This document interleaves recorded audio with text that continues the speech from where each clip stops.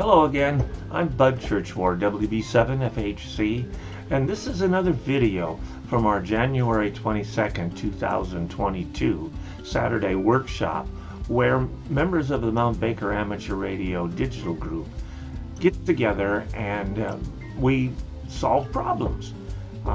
This is an interesting problem. In this one, our friend Andy is having trouble getting a hard drive that he has attached to his Raspberry Pi via USB to appear on the desktop.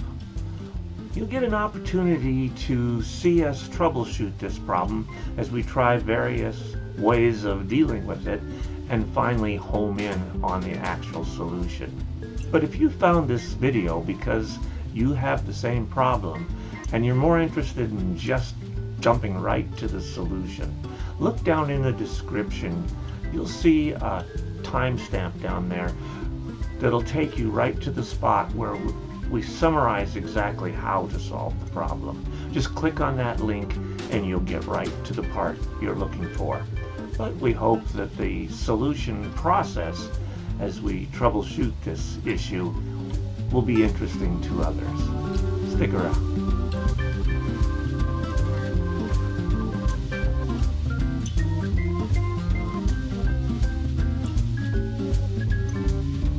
If you'd like your own Nexus DRX kit, go to WB7FAC.com to find all the details. So Andy, I think you had something, you're still struggling with that USB stick? You're muted. Yes, and I'm wondering if it's good for this environment right here, right now, or for another instance, another date, another time. I don't know. What are your thoughts? Can you share the desktop of that particular host? We can. Let me get I out. think it's a worthy thing because I constantly run into things like that too. Okay. Well, so the logistics of it is what I'm wondering if it's going to be a mess. So we'll give this a whack. This might be a short journey. So what do you notice right off the bat is it's plugged in and it's not there. And so in this particular scenario, this is the external drive. So I went in and I looked at the USB drive that worked, that I did get it back to, and I figured out what format it was. So I took the external drive and the other USB drive, went into Windows, tried to format to that, and I'm having a hard time. So that's why I'm wondering logistically if this is right. So it's out in the garage right now. I'd have to go out there and try to help, but I don't know if there's another way to look deeper into that rabbit hole rather than just kind of what presents itself on the screen, I suppose. I'm trying to think if it showed itself somewhere. I can probably, if you can grant me control, I can probably do a couple of things. You know what's probably easier is if you just VNC'd in. Okay. That's probably going to run a lot smoother. And under Andy's team? Or yeah. KF, which one is it? Arden Desk? The RMS one. RMS, okay. Andy, I'm going to dump your screen. Just out of curiosity, Bud, you didn't want to see it, or? No, I thought we were going to look at your screen. No, Steve's screen. He's seeing it right now, so you just lost ability to see what he's doing. Well, I can share mine. That's what I thought. I thought we'd be seeing it on his. Oh, right. I just shared it again. Here, let Steve. Oh, maybe it doesn't matter. Well, yeah, you see it either way.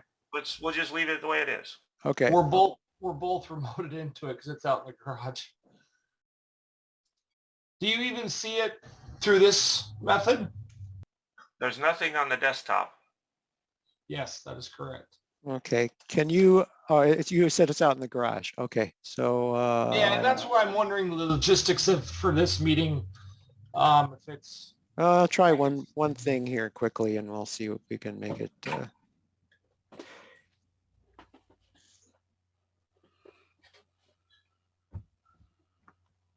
Have a go at it here.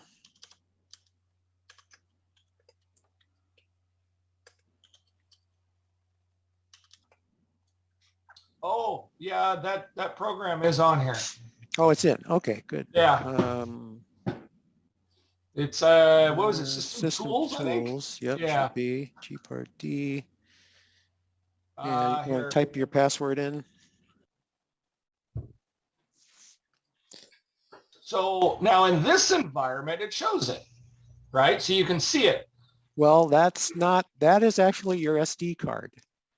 Yeah, no, but down below. Down below. Where?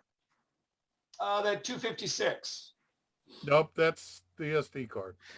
Yeah, the SD card has two partitions, and that's what these two are. Okay. So do we see it up here? No. Yeah, so when I'm clicking in this drop down here, Yes, okay. it should appear here as a device, even if the operating system didn't recognize it as a mountable device. It should appear here as a device, and it's not. Stand by for 1 second. Yeah, Steve, these are one of those, darn mystery things that keep coming up for me too. Why I can't sometimes format my thumb drives properly and things like that. So Yeah, I think it's a useful general Raspberry Pi kind of thing.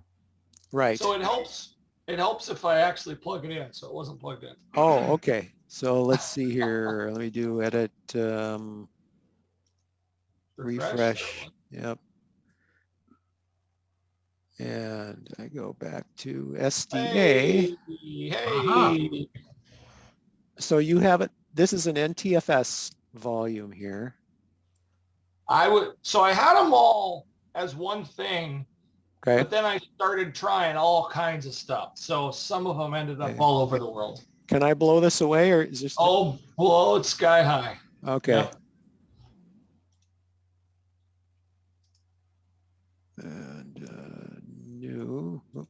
Yeah, new. So you got to do that checkbox up top when you I think when you want to do an action or something. Yes, correct. Okay. Oh, I don't. Yeah, you're right. You're absolutely right. Right, you have to do this first. And then it spins its wheels and. See, Actually, you can do a how to string. use You this. can do a string of modifications and then hit the action button. You can. I've found it safer to do one thing at a time. My experience. So, but yes, good point. So I'm going to do new here, Okay. and I'm going to select FAT32. exFAT. Oh, okay. Excellent. I tried the USB drive that worked. I think was FAT32. Now, how do those play together? To be honest with you, I don't know the difference between exFAT Okay. and FAT32. And maybe Okay. somebody else does who's on, but I always choose exFAT. What do you want to call it? RPI backup. I mean, I don't know. Whatever. Backup, I guess. Okay.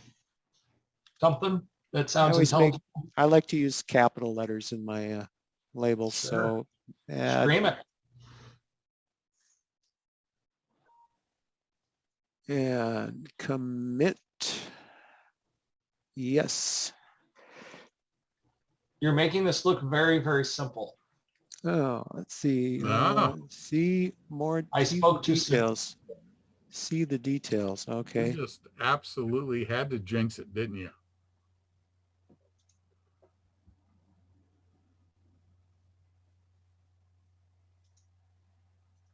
Apparently didn't like what? Oh, label. Didn't like the labeling. Okay. Let's try a different label. Let's see. I don't have any information. Does this allow me to edit it, or no? It doesn't. So I'll blow this away. Does he have something else already in there called backup? Is that maybe what happened? It's possible. Let's see. I'll blow this away. And Start fresh. close. Yeah, because I think I have 4 external drives out there. I'd like to get running along. All the Raspberry Pis will like you recommended will get one of these. So. Primary partition. And it couldn't have been too long. We'll just call this Dev,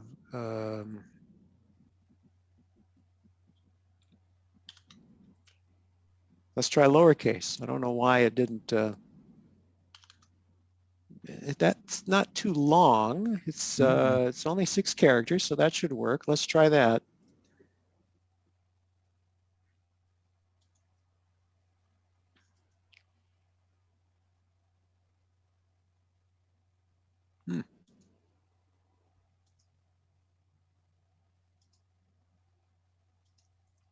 Steve, is it possible that that the drive is actually locked in read-only, or Look at the label, the letter on the for the command that it's giving is different than the usage for the label.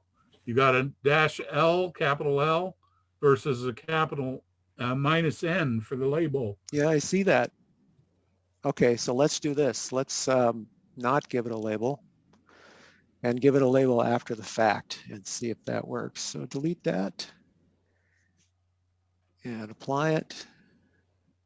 So it seems that there's a misapplication of the command. Make FS, yeah, the make FS command, right? And I will leave the label blank, and we will try that and commit that.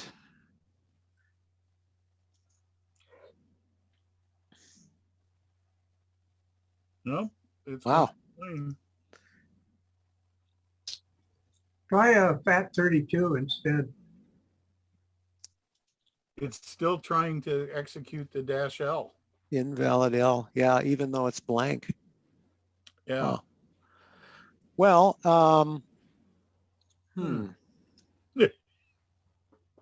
All right, let's try it this way here.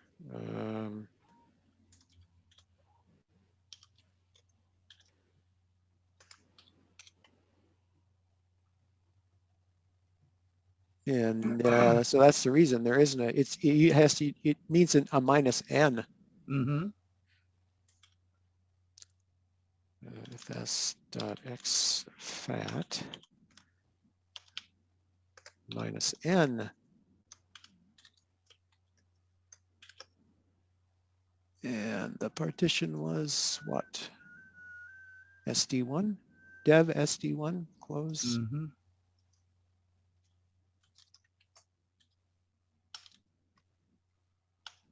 One A.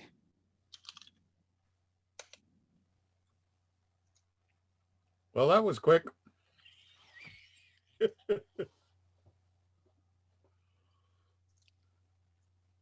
Okay, so let's do this. gpart-d, refresh. It's there. It's there, but it's got a little bit of a warning here. Mm-hmm. Let's see, information.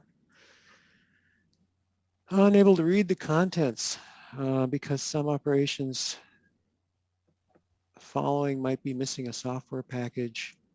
exfat, the following, oh. All right, well, that's interesting. exfat progs, I've never heard of that. Install that. So because it's a Linux system, it's apparently not trying to, make itself compatible fully with Windows. Yeah, so you see what's going to happen here is that it's going to install, well, what was installed was exfat fuse and libfuse 2, and the following packages will be removed: exfat utils, and in its place will be installed exfat progs. So that's very interesting. Let's see what that does. That must be new with Bullseye. I've not seen that before, but then again, I've not tried to create an exfat disk under Bullseye. So let's go back here. and do. And the only reason you're doing this is so that you can make these disks readable for the Windows system. Yes, right. And that's the only reason you're doing this, because if you stayed strictly with the Linux, you wouldn't have to. Well, there is another advantage, and that is if you use a Linux system like ext4, Right. unless you make some changes to the file system tab file, Mm-hmm. you have to be root. The top level directory will have root permissions only. Yeah. Okay. And exFAT, it uses whatever the user is that's currently logged in. So, So anybody can mess up your stuff. yeah, correct. Andy, are you still there? Yeah. How difficult would it be for you to unplug it and plug it back in? Okay. He'll go get another one. He's got 4 of these, so. Could I ask why you are using exFAT instead of FAT32? Well, there we Hey, go. look at that. Okay, It so worked.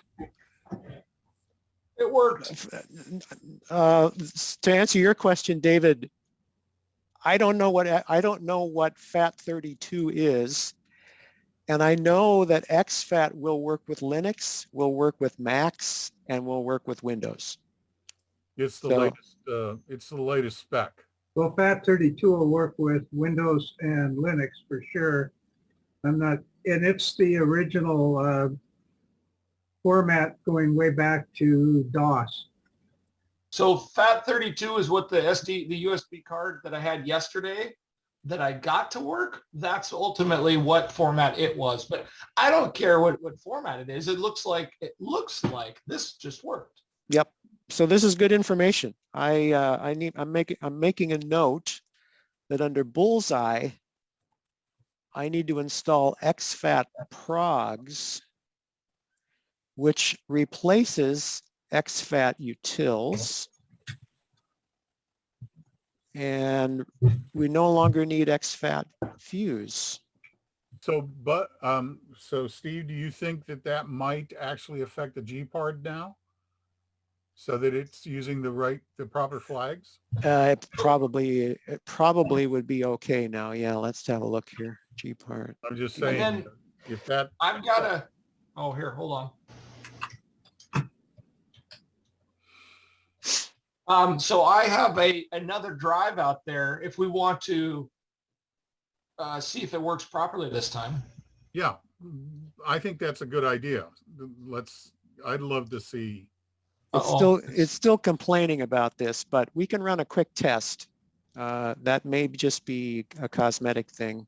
We can run a quick test here and use the backup program. Yes, let's go here. Back up your home folder. And we will begin backup.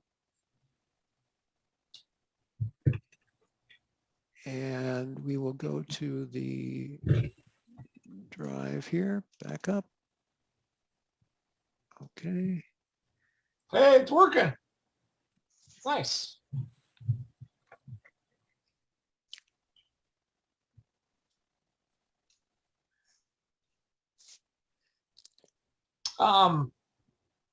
Okay, and then we'll get to do proof of concept on this. This will be good.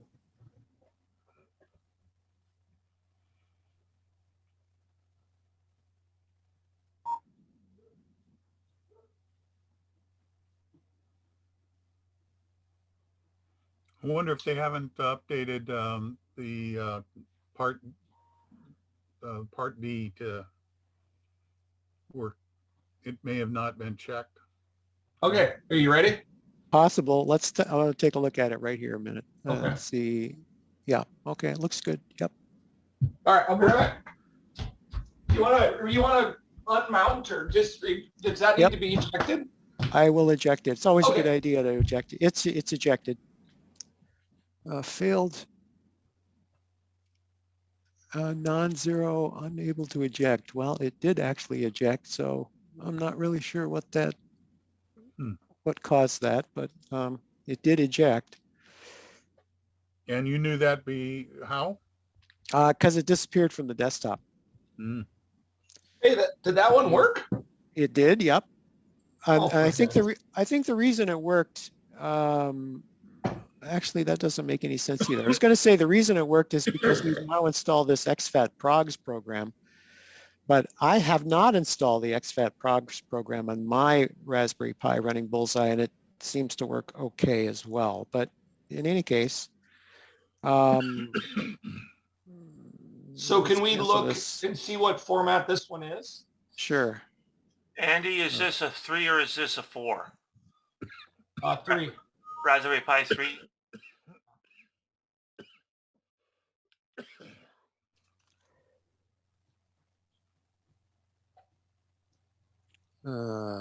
Fuse block. Whoa. Interesting. That That's was- kind of odd. Yeah. Is this a hard drive you're putting in, or? Yeah, it's an external hard drive. So Send it let's back. go It's- back to it's- here. Instead of backing up to USBs, we're going to put external hard drives on all the remote machines just so there's more flexibility in room. That and they won't potentially fit. Shouldn't. Okay, so this one's, Basic data NTF partition, NTFS. okay. So we should be able to fix it though. Yeah, let's unmount here first. Andy, can you show me the drive, the old other one you pulled out? Yeah, hold on. He needs his exercise anyway. He's going to be an old fat man like the rest of us.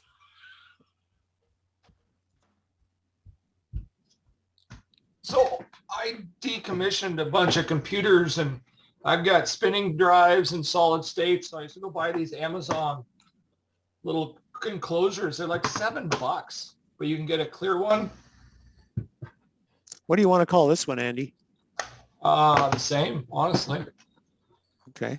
Back There's up too, who knows? They'll be in That- different, well, no, they'll all be in different sites. And so it's Okay. All right. So the expat program had the same problem. Oh, Oh. SDI. That's interesting. I should have. So it won't do it in that G-parted? No, because the G-Part-D program is calling the wrong argument for Oh, the so it's underlying a- script. It's Yeah. a glitch in the program then. All Yep. right. Mhm. Well, it's like it hasn't been updated to Let's go back here and see what it be looks like. now. compatible with the It's capital L Logan Sailor. Okay. It's always the same. just what we needed to know. On the recording. Make sure you leave that in, bud. And we're still getting this anomaly there, but I think if you unplug it and plug it in, probably would pop up correctly. Oh, God.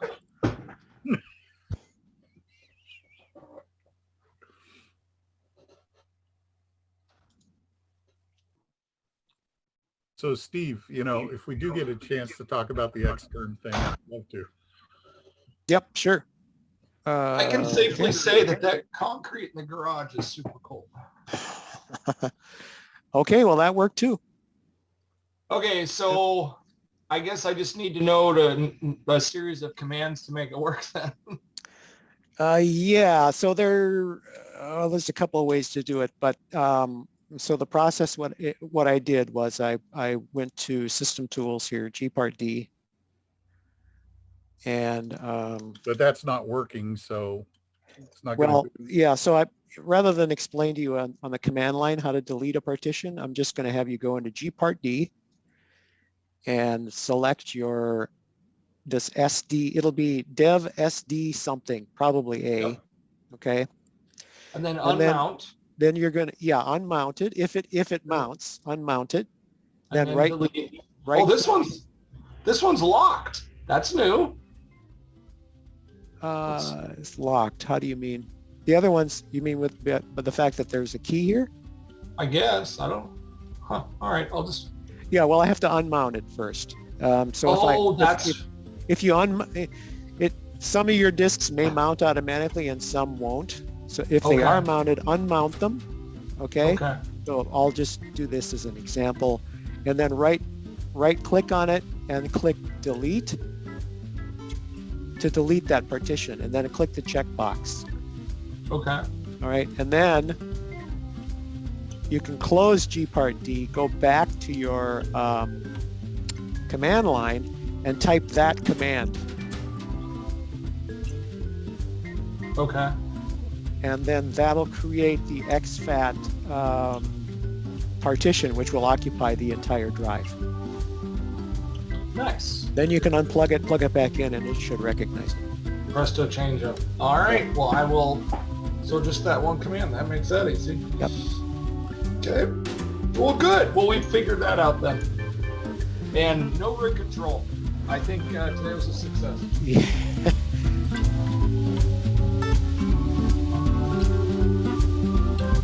And hey, don't forget to subscribe, like, and share.